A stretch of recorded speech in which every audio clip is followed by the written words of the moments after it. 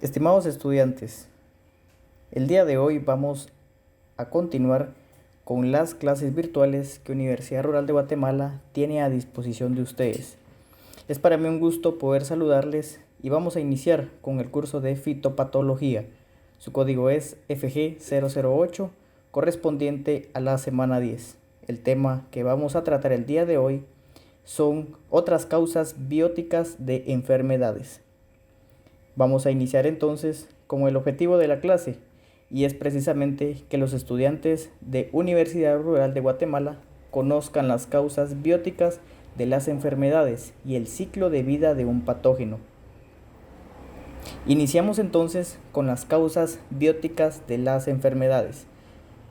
Las causas o factores bióticos son aquellos seres vivos que producen enfermedades como los virus, bacterias, protozoos, hongos, gusanos, entre otros. Estas se producen por la infección que causa un patógeno en una planta en la cual se reproduce rápidamente y es capaz de infectar a otras plantas. A este organismo se le denomina parásito. De la gran variedad que existen en los organismos vivos, solo unos cuantos parasitan las plantas. Vamos a ver a continuación cuáles son.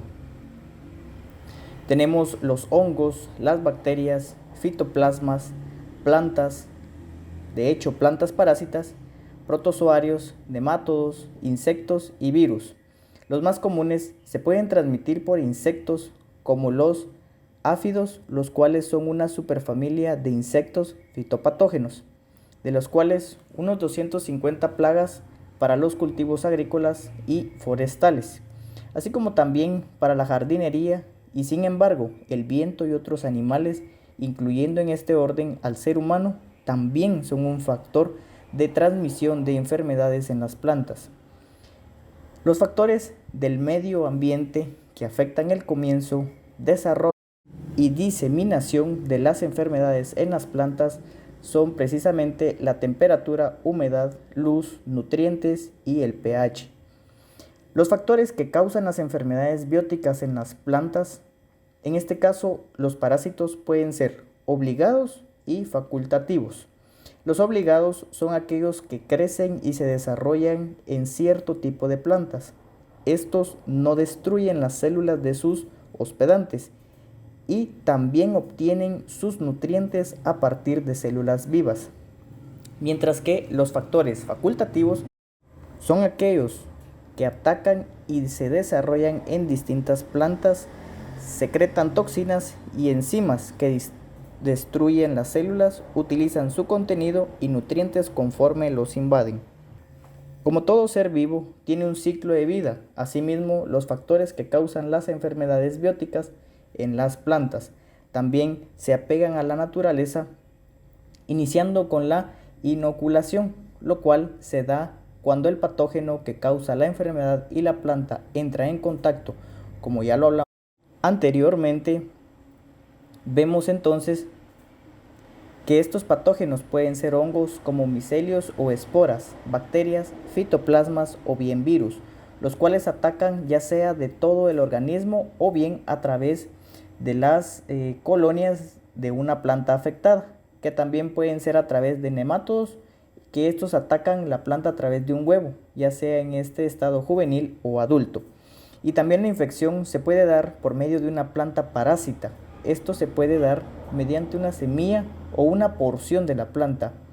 Estos inúculos se pueden mantener o transparentarse a través de varios medios, como lo son el suelo, las semillas, las plantas, los campos, terrenos, animales, viento, agua y otros medios, como se manifestó anteriormente. Incluso el mismo ser humano puede ser un excelente medio para que estos patógenos se trasladen de un lugar a otro.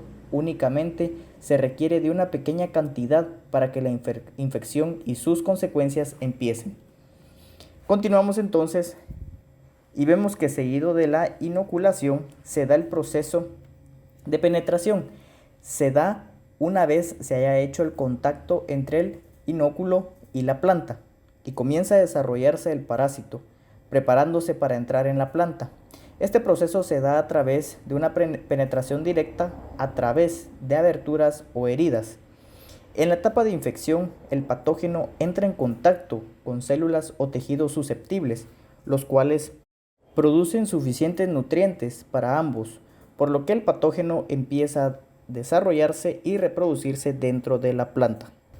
Vemos entonces que la incubación es el periodo de tiempo entre la inoculación y la aparición del síntoma. Para que se produzca una infección, no basta únicamente con el contacto físico, sino que se debe cumplir algunas condiciones, en donde influyen 3 factores importantes, y los vamos a desarrollar a continuación. El primero es que el parásito, el cual debe estar en una etapa patogénica virulenta. La planta debe de estar en una etapa susceptible también al patógeno como segundo factor. Y como tercer factor tenemos las condiciones de temperatura y humedad que deben de ser favorables para el patógeno. Vemos que la colonización o invasión es la dispersión de los organismos en los tejidos, órganos y en general en toda la planta. Continuamos entonces en la etapa del crecimiento y reproducción.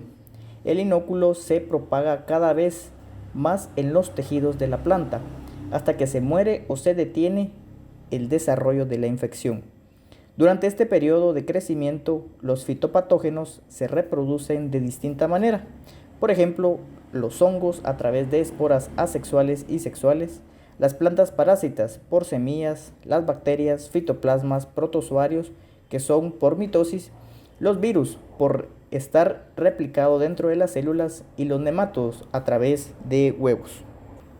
Continuamos con la diseminación, que es la forma en la que se esparcen las partes infecciosas de los organismos patógenos al medio ambiente para colonizar otras plantas.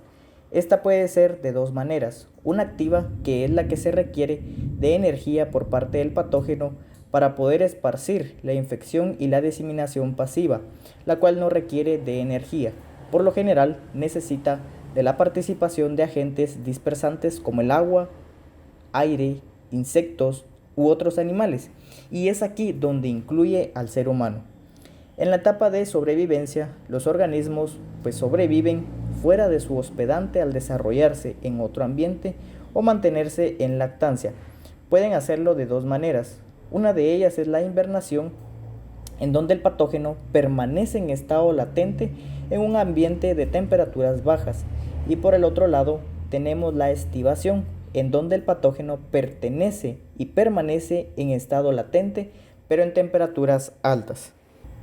Vamos a hablar entonces de que existen varios grupos de organismos que causan daños en las plantas. Sin duda, uno de los más perjudiciales es el grupo de los insectos, porque puede llegar a causar grandes pérdidas en el campo.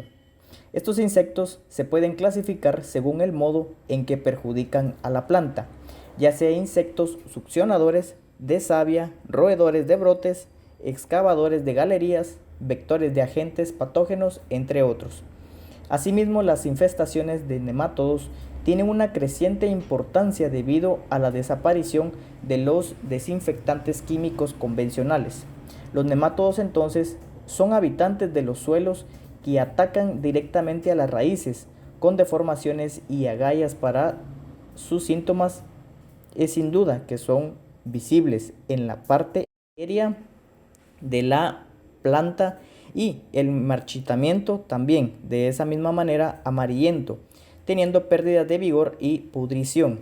También especialmente se destacan las infecciones producidas por hongos, bacterias o virus. La virulencia de estos agentes infecciosos viene determinada en buena medida por la resistencia que sea capaz de ofrecer la planta y por las condiciones que se encuentre esta. Vemos entonces que los síntomas se pueden desencadenar en la planta a causa de una infección por un organismo patógeno y son muy variados, como por ejemplo pueden ser necrosis y deformaciones, pudriciones y exudados, o alteraciones de color dependiendo el estado, la duración y la severidad de la infección. Las pérdidas en la producción pueden resultar muy importantes. Y finalmente vemos la identificación de las plantas afectadas, que es uno de los principales pasos en los diagnósticos de las enfermedades. De la misma manera se debe de tomar en cuenta tanto el nombre común como el nombre científico de las plantas. No se debe basar únicamente en el nombre común, dado que diferentes especies de plantas pueden tener el mismo nombre común y el mismo nombre utilizado en un área puede ser usado para especies totalmente diferentes. Asimismo, es importante también saber el nombre de la variedad o cultivar cuando sea posible, ya que puede presentarse una gran variedad de grados de susceptibilidad a una enfermedad en particular dentro de las diferentes cultivos de una especie de planta. Al tener estos conocimientos, permite entonces utilizar diferentes recursos como aquellos que contienen listas de enfermedades asociadas con plantas específicas, para lograr determinar una mayor y pronta solución a la misma. Bien, y seguido de la intervención de la literatura, vamos a continuar entonces con las preguntas de estudio que usted deberá responder. Vamos con la primera, 10.1. Factores bióticos que afectan las plantas. 10.2. Es la cuarta etapa del ciclo de vida de un patógeno. 10.3. Medio de reproducción de plantas parásitas. Y con esto damos por finalizada la clase número 10, agradeciendo de antemano su asistencia y atención a la misma.